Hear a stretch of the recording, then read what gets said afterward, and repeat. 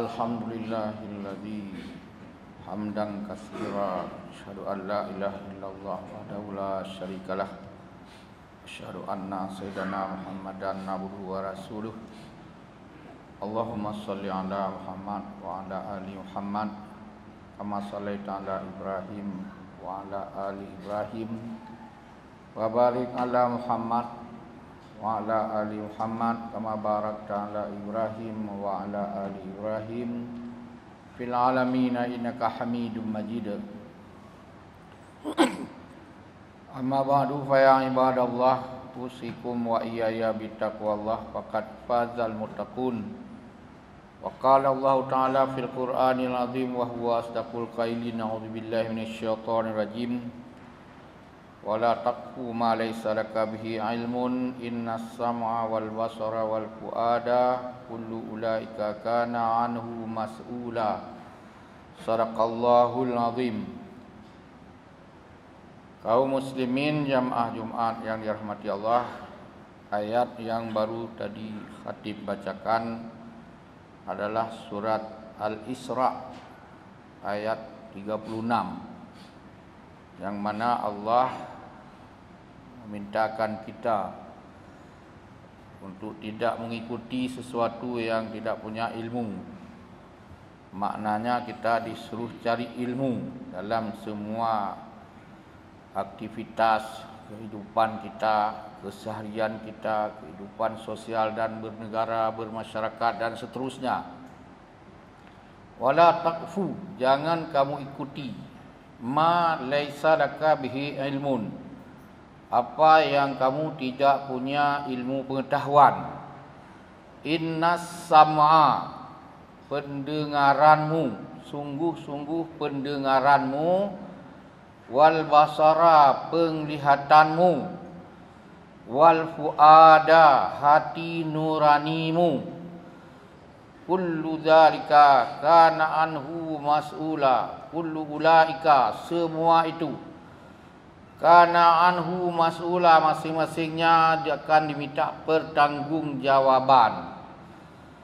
Jadi kaum muslimin yang berbahagia, memang para ahli mengatakan sumber pengetahuan pertama rasio.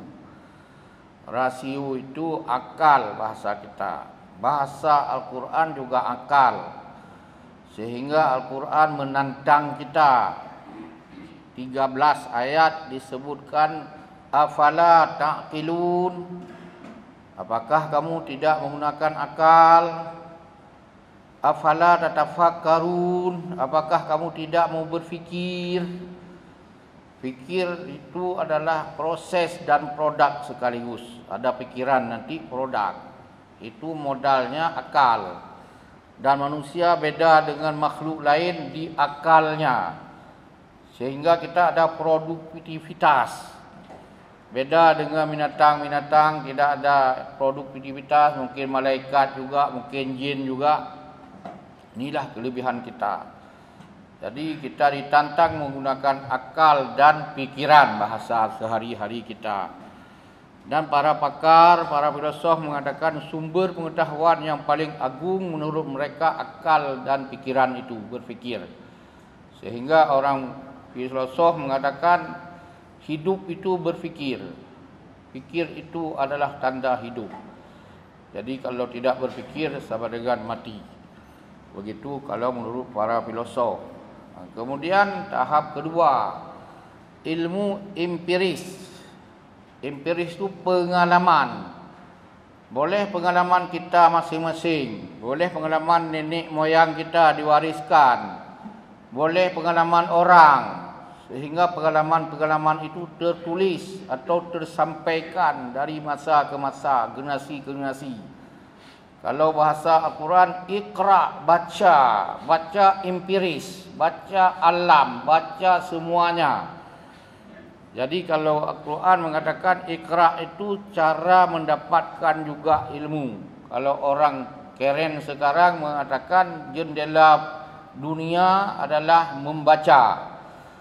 Jadi ini untuk membaca apa? Pengalaman yang ditulis di buku-buku. Pengalaman diceritakan oleh Al-Quran. sejarah orang-orang dahulu. Orang-orang hebat, orang-orang tidak hebat, orang hebat kemudian jatuh lagi, orang tidak hebat menjadi hebat. Ini empiris. Ada lagi yang menyebutkan ilmu itu bersumber dari institusi. Setiap kita itu ada dadakan. Kapan-kapan kita ada saja cara tiba-tiba tertolong kita menolong orang dan menjadi pengetahuan. Ini masing-masing orang punya pengetahuan. Mungkin masing-masing daerah juga punya pengetahuan masing-masing. Ini sangat pribadi. Jadi boleh-boleh saja itu menjadi sumber.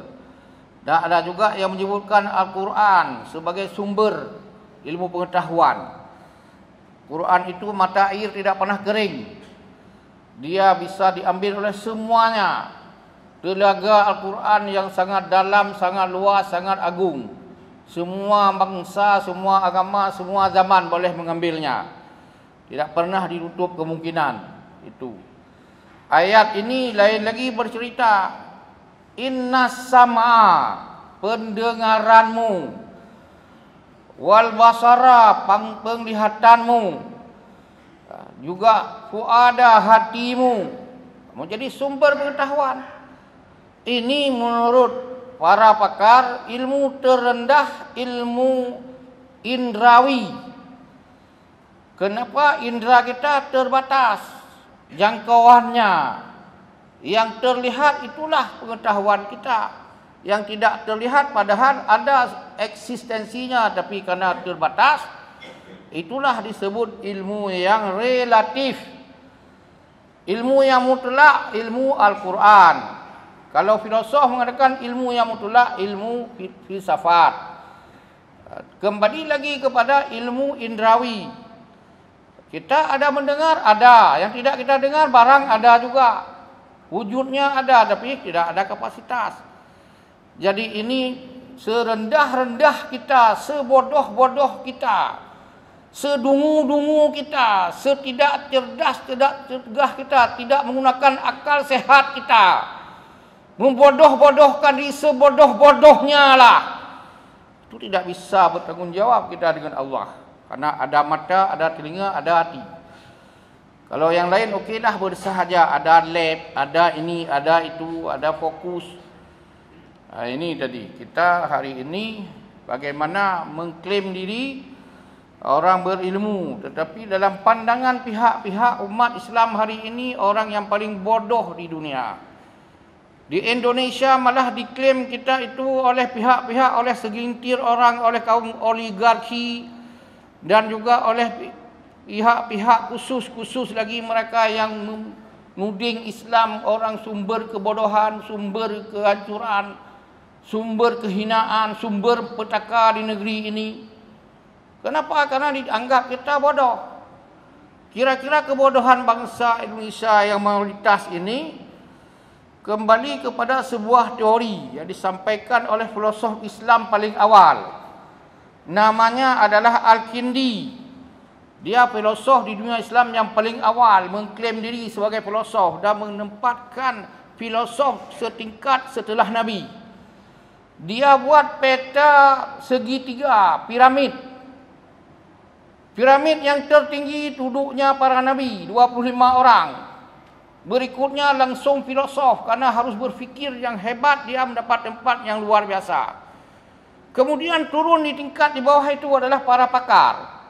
Mungkin setingkat-tingkat adalah kalau hari ini ada profesor, ada doktor, kemudian ada master bertingkat-tingkat ke S1, ke SMA, ke SMP, ke SD, ke TK dan seterusnya. Kira-kira makin ke bawah makin dahsyat besarnya. Makin ke bawah makin banyak bodohnya. Jadi memang diselipkan dalam peta jalan struktur manusia ini oleh Al-Kindi orang yang berpengaruh. Di bawah para filosof ada pakar, di bawah pakar adalah penguasa. Kalau hari ini garis miring penguasa dengan pengusaha. Penguasa dulu dikatakan politik is power. Politik is power. Kalau orang berilmu mengatakan knowledge is power. Hari ini orang-orang politik yang dibayai oleh dicukong-cukong oleh orang-orang punya duit. Disebutlah the money is power, uang yang mengatur. Semua benar. Kita tidak boleh menafikan. Jadi yang penting-penting adalah kekuasaan. Itu kalau politik is power. Politik artinya politik itu cara. Banyak cara untuk mendapat kekuasaan. Kekuasaan pengaruh. Segenggam kekuasaan lebih baik daripada bergudang-gudang kebajikan. Sejumput kekuasaan. Segenggam kita buka genggam kosong. Sejumput kita buka ujung-ujung jari kita tidak ada apa-apanya. Tapi sejumput kekuasaan hari ini adalah lebih baik daripada 275 juta rakyat Indonesia dengan segala isi perutnya dan langit buminya. Ini adalah kekuasaan is power. Jadi sebenarnya posisi ilmu di atas itu. Yang paling dahsyat lagi adalah Nabi. Ada penelitian terkini yang sangat akurat bahawa bagi umat Islam, yang paling berharga bukan Quran, bukan masjid, bukan ibadah, bukan haji, tetapi Nabi-Nya. Benar. Tempat tertinggi hasil survei terkini bahawa bagi umat Islam, Nabi-Nya jangan dihina. Kalau ayahnya umat Islam boleh dibantai habis, sudah dibantai di Spanyol nol, tinggal umat Islam. Sudah dibantai di wilayah lain seluruh dunia, diam umat Islam. Hari ini dibantai lagi di Palestin, diam yang lainnya, kenyang-kenyang tidur enak saja. Jadi kalau Nabi dihina, kita lihatlah gejolak. Benar. Kita tidak mau bicara itu, mau bicara posisi Indonesia hari ini, piramid ini. Sudah diklaim golongan menengah ke atas. Yang menentukan sesuatu hari ini adalah sangat segelintir orang. Kalau kita peta lihat jadul pendidikan tadi, yang masuk perguruan tinggi adalah tidak sampai 10%. Alumni perguruan tinggi beda-beda tipis. Tambah dengan alumni lain dan sebagainya, 30% atau 25% golongan menengah ke atas. 75% itu adalah golongan menengah ke bawah. Inilah orang-orang dungu. Inilah orang-orang bodoh. Di sanalah masuk buzzer-buzzer yang menghina Islam, menghina bangsanya sendiri. Mereka masuk juga di situ orang-orang Islam munafikun. Masuklah orang-orang bodoh yang tidak cerdas di situ. Disengaja, tidak disengaja. By design atau tidak by design. Supaya bangsa ini bodoh terus. Pada tahun-tahun ini kita sudah 75 tahun merdeka. Itu bangsa yang bodoh 75%. Ini bertentangan dengan tujuan kemerdekaan kita untuk mencerdaskan bangsa, mencerdaskan warga bumi. Membebaskan dari perbudakan, dari penjajahan. Masih jauh dari harapan kemerdekaan. Sudah 75 tahun kita. Jadi inilah kondisinya, bangsa ini 75% berada di bawah garis kecerdasan. Mereka mengandalkan kebodohan plus hasil kebodohan sudah bisa ditebak adalah kemiskinan. Kaum muslimin yang berbahagia, padahal Al-Quran sudah mengatakan yarfa'illahu alladhina amanu minkum, Allah mengangkat orang yang beriman di antara kita. Walladzina utul ilma darajat, dan diberikan kelebihan lagi orang berilmu berderajat-derajat. Kalau Nabi mengatakan bahawa kelebihan orang berilmu itu setingkat dengan Nabi, beda dengan umatnya, atau beda dengan bulan dengan bintang-bintangnya, antara orang berilmu dengan orang yang tidak berilmu.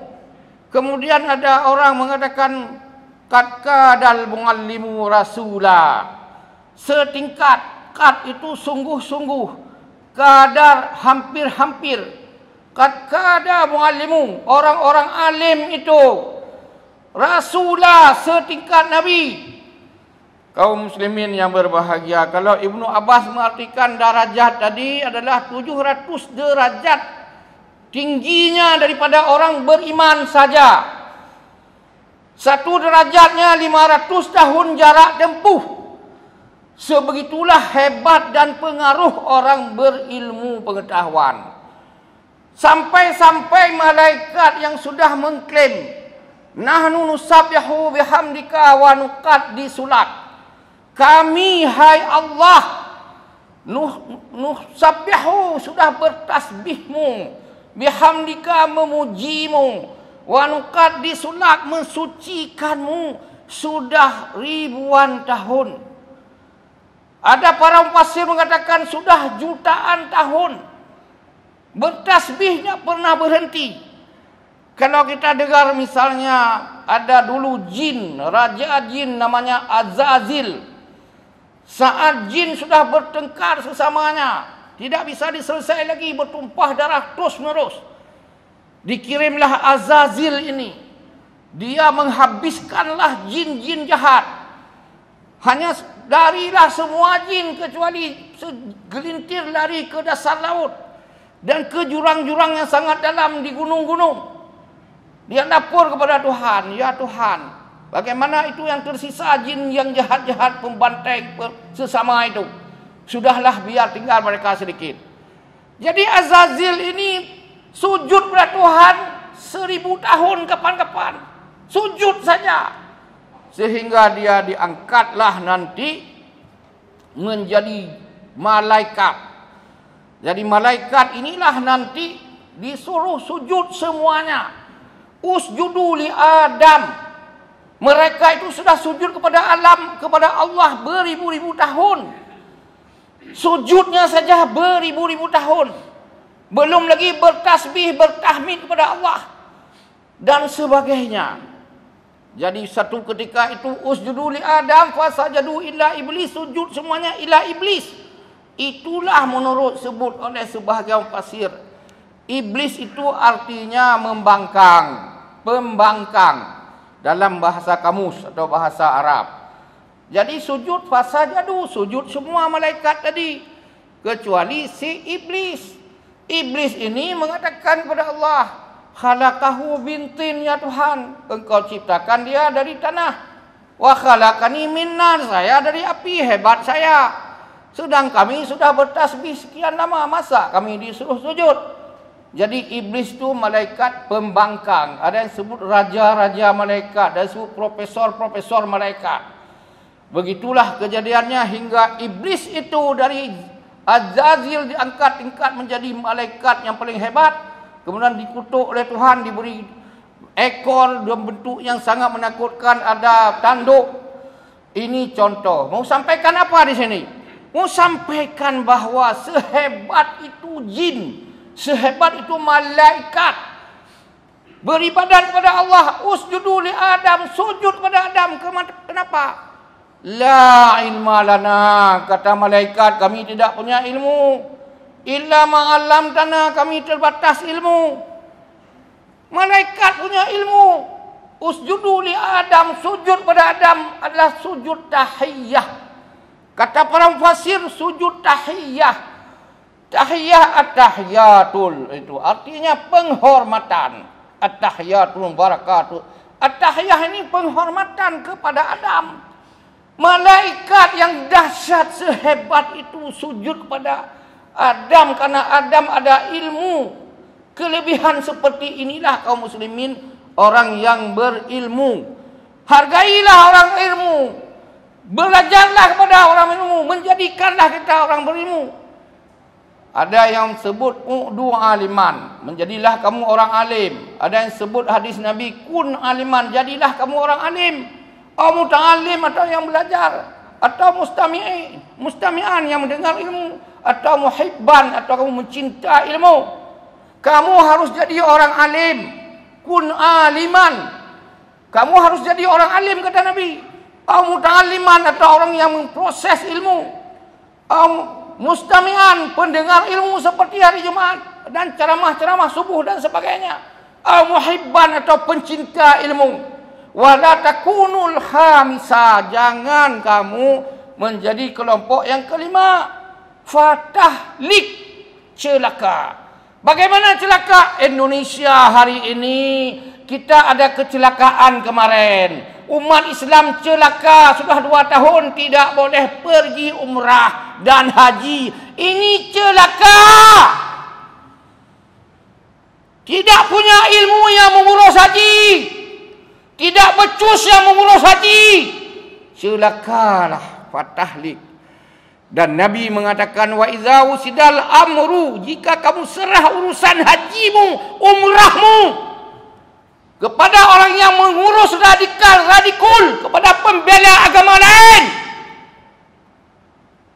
serahkanlah kepada orang-orang tidak paham agama, yang musuh-musuh agamamu. Serah kepada mereka, karena kalian diam. Fatahlik, celaka kamu ya.